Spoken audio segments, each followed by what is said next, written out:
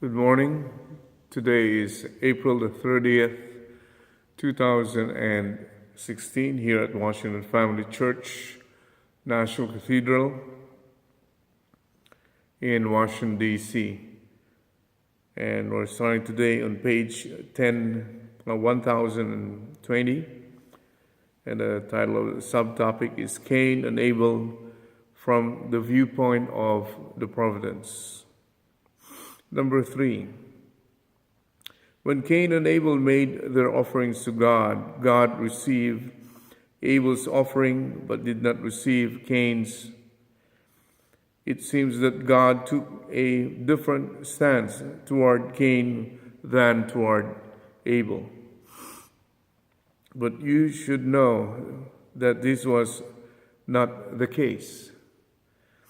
If Cain had even a slight feeling in his heart that he should go through Abel, who represented heaven's position, God would have accepted his sacrifice.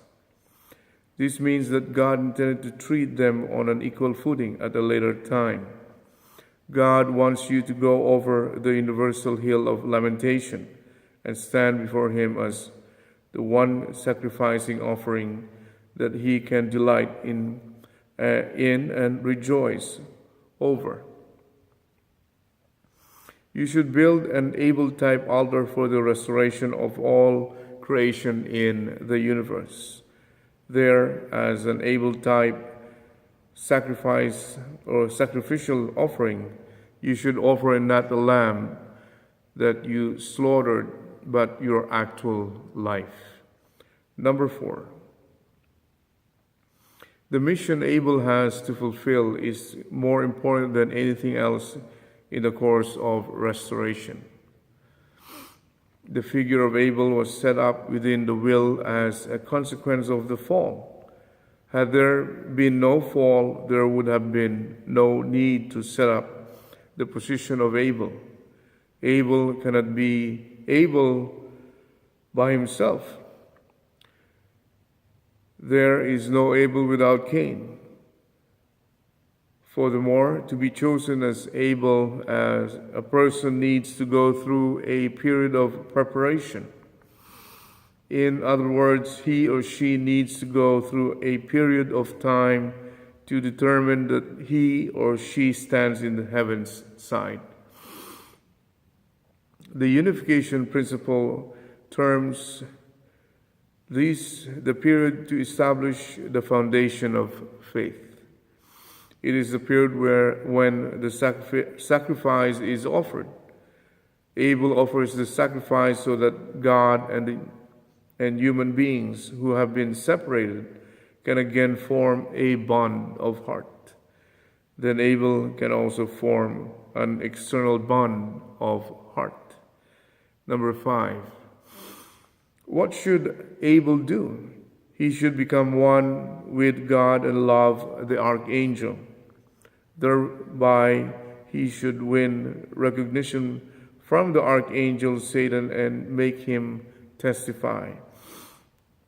You are a child of God, and therefore you are certainly his ear. At this time, the person in the position of the archangel is Cain, and the person in the position of Adam is Abel. As a result of the fall, false parents came into existence. The work of restoration is carried out by dividing the archangel and Adam into Cain and Abel. In short, the work of restoration is carried out by setting up Abel in place of Adam and Cain in place of the archangel. To become Abel, you first need to become one in heart with God. When you have become one in heart with God and he is well pleased with you, then he cannot help but love you. Number 6. In order for you to become Abel, you need to find and recover Cain. Until you have recovered Cain, you cannot become Abel. Accordingly, in a position representing God, you need to go through the positions of servant, an adopted child and then rise to the position of child. Only by doing so can you establish the condition for Cain to submit to you as Abel. Then you can finally complete the responsibility of a son who can stand before God.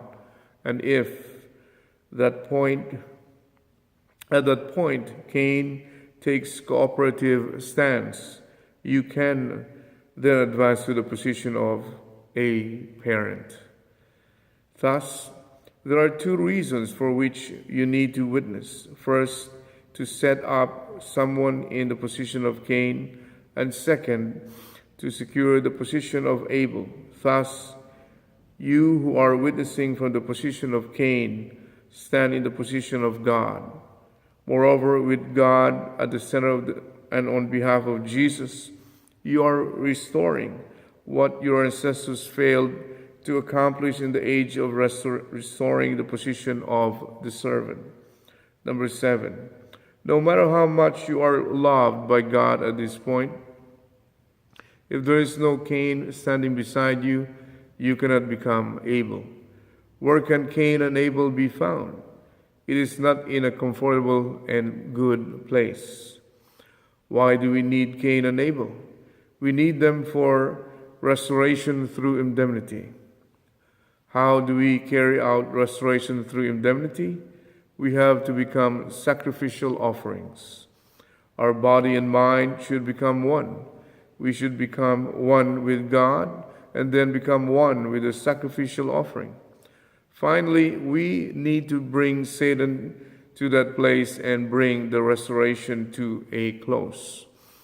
Thus, we need to settle it once and for all. Number 8. How does God determine Abel? It must be in a way that Satan cannot accuse. What can Satan not accuse? It is oneness with God. This occurs not in joy but in sorrow and difficulty. In other words, Abel must be willing to die in the most miserable situation. That is how you, as Abel, become one with God. Number 9. From the perspective of the principle who is Abel, he is the center. God should be able to enter his core and dwell there. How can you become Abel? To become Abel, first you have to obey. You must obey God and become one with him. In order to become one with God, you should do everything he tells you to do. Surely you cannot become Abel unless you do all that God tells you to do. Even if you already did 99 tasks. If you refuse to do one task, you cannot become Abel. We're now on 1022, number 10. The fight between God and Satan takes place over people who form the center of the universe. God continues working to transform us even as we sway to God's side one day and Satan's side the next. The Unification Church is battling between good and evil and between Cain and Abel.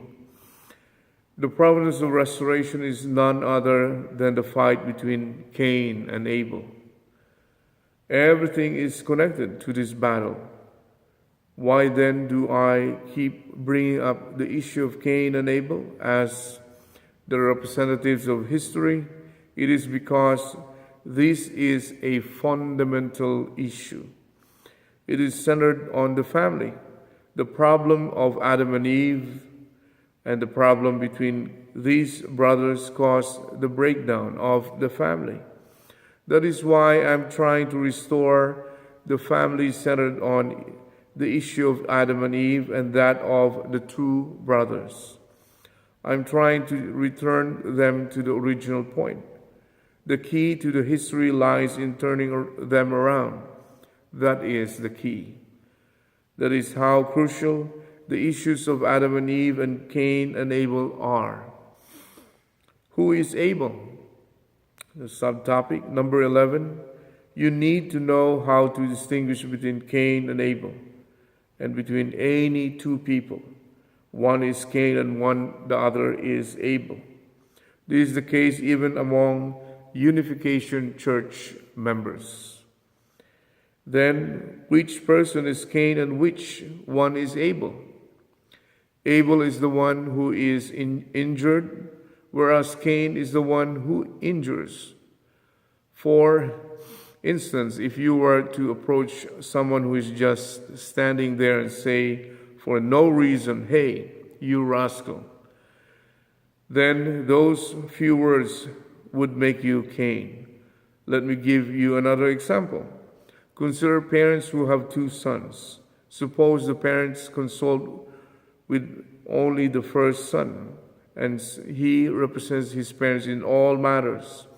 If he hits the younger son, although the latter did nothing wrong, the parents will naturally stand on the side of the younger son.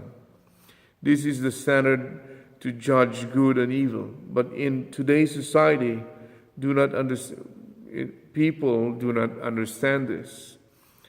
The one who harms others is certainly Cain. Number 12. Among Unification members, if you belittle someone who is working hard and offering devotion for the church, saying, "Why is that person's behavior so strange?" you immediately become Cain. This is how Cain and Abel set themselves apart from each other.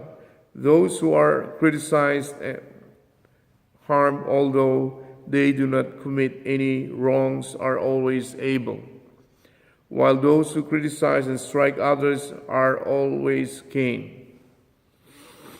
This can happen even by uttering just one word.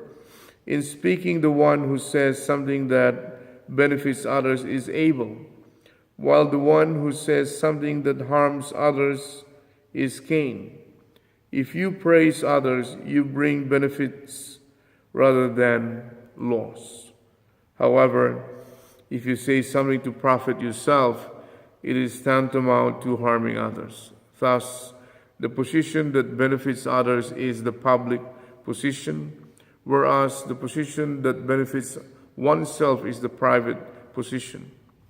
In this way, we distinguish Abel and Cain, and good and evil, based on who is public-minded and who is private-minded.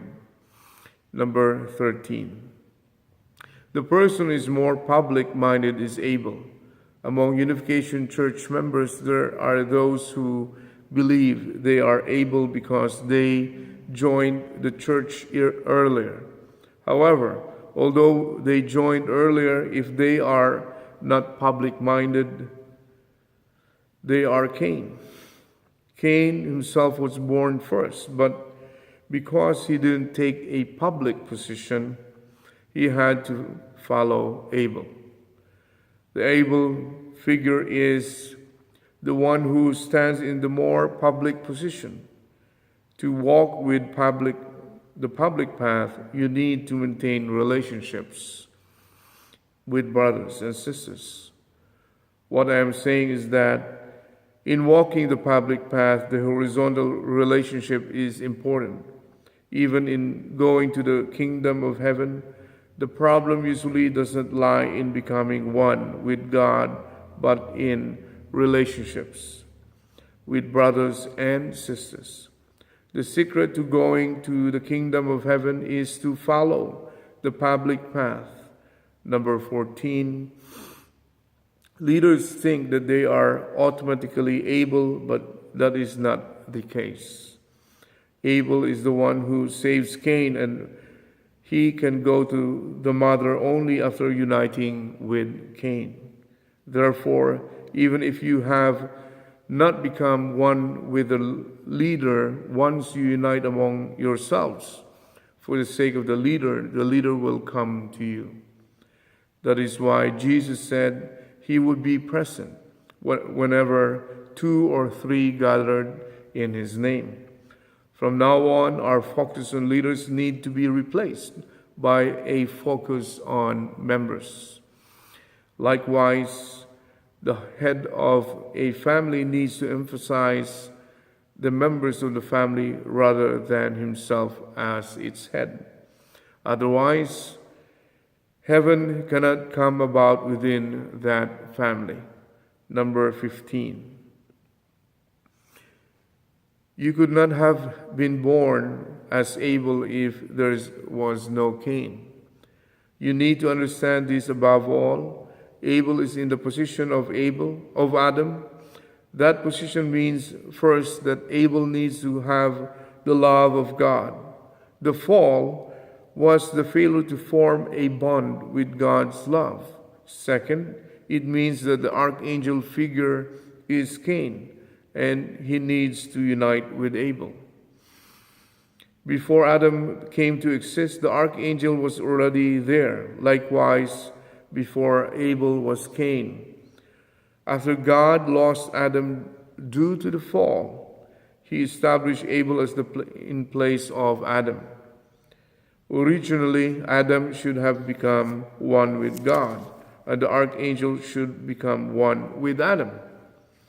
Had this happened, there would have been no fall.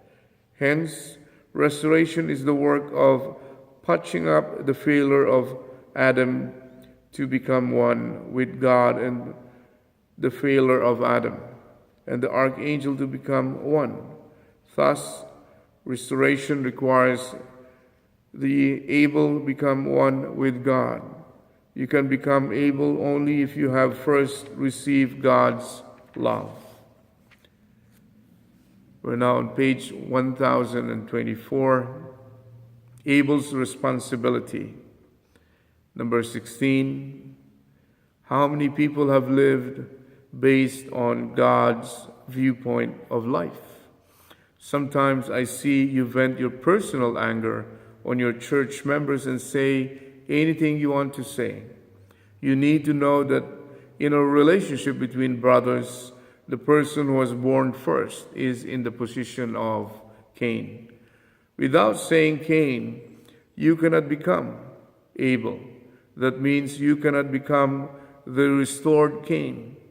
Abel is in the position of restored Cain.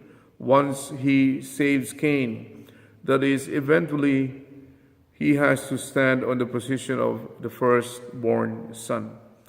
To be able to attain that position, he needs to restore Cain, the elder brother in Satan's world.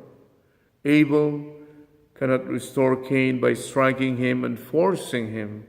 Abel needs to move Cain's heart to submit voluntarily. Abel needs to show him a new viewpoint of the world, a new view of the nation, of life, of the future, of character and the new lineage and heart. In short, Abel needs to show him something entirely different. Number 17, Abel should take a stand that he is willing to die for Cain, to devote his entire life for Cain. Otherwise, Cain will never submit to Abel. Only when Abel stands in the position before he is willing to die for Cain is Cain able to return to him. That is why Jesus taught, those who want to save their life will lose it. And those who lose their life for my sake will find it. In Matthew chapter 16, verse 25. These words apply to both Abel and Cain. For Abel to save Cain, he should risk his own life. Otherwise, he cannot save Cain. Cain too needs to be ready to die in order to follow Abel. Otherwise, he cannot truly follow Abel. Number 18. I think our last paragraph before we end.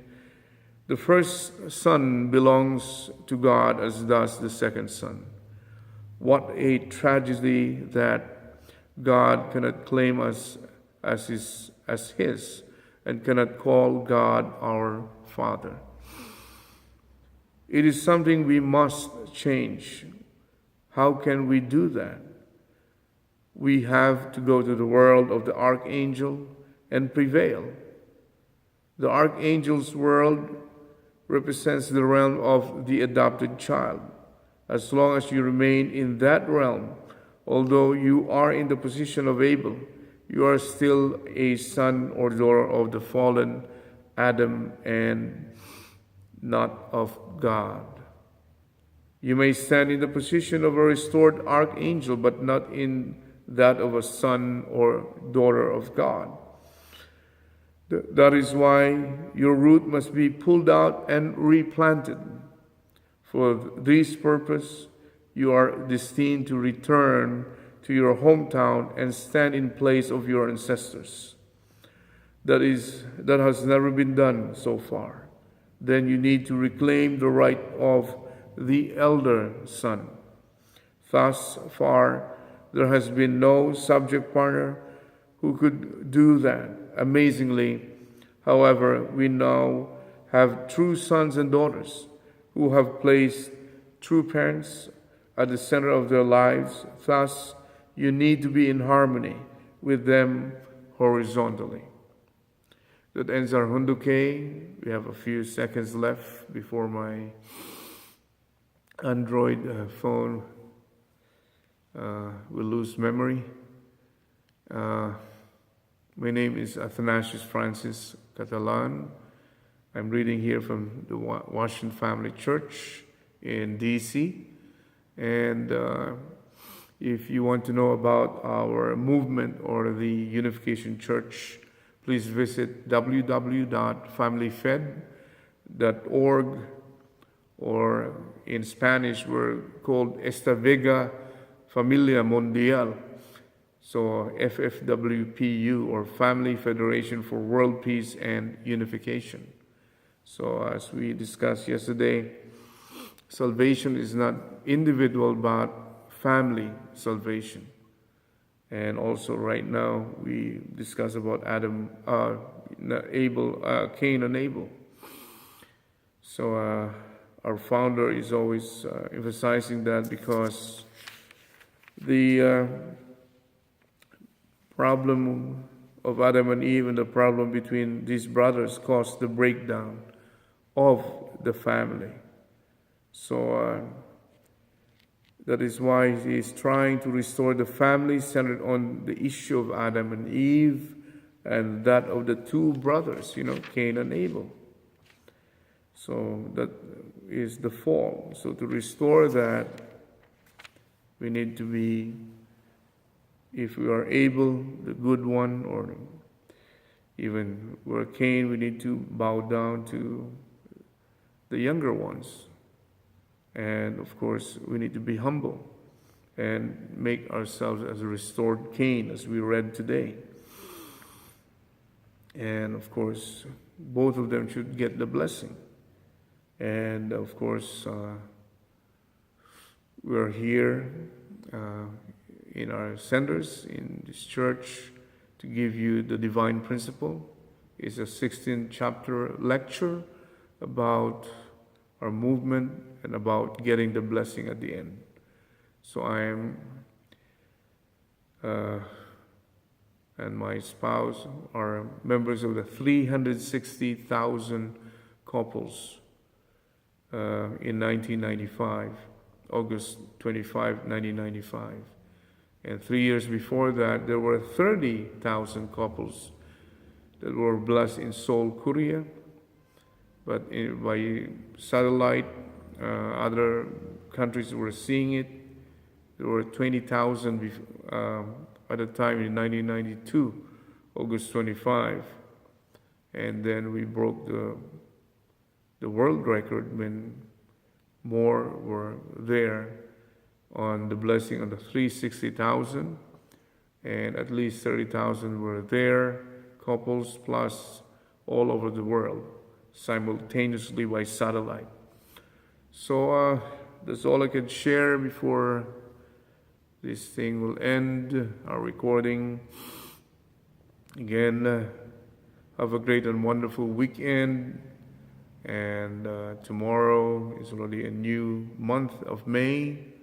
So we have some turnover ceremonies from our pastor right now, who will be going up to the HQ to help with the rallies for the Washington Monument Rally on May 29th in the Yankee Stadium, 40 years anniversary that our founder did with the members before, and 40 years also anniversary in the Washington Monument Rally. And we're standing on the fruits of that rally, because after that, we bought this church from the Mormons 40 years ago. And there were 300,000 or even more people who attended that rally. So you can join us again on September 18. It's a Sunday in the Washington Monument. And you can do this, and we can unite North and South Korea, and that will be a signal for peace that will come to this earth. A united Korea, which is our founder's place of birth.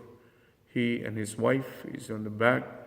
We call them the true parents of heaven and earth and humankind, because they represent the able parents.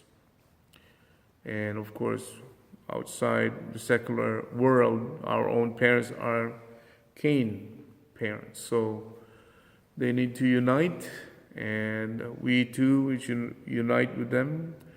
The parents that represented all good parents all over the world, they have 14 children and many grandchildren.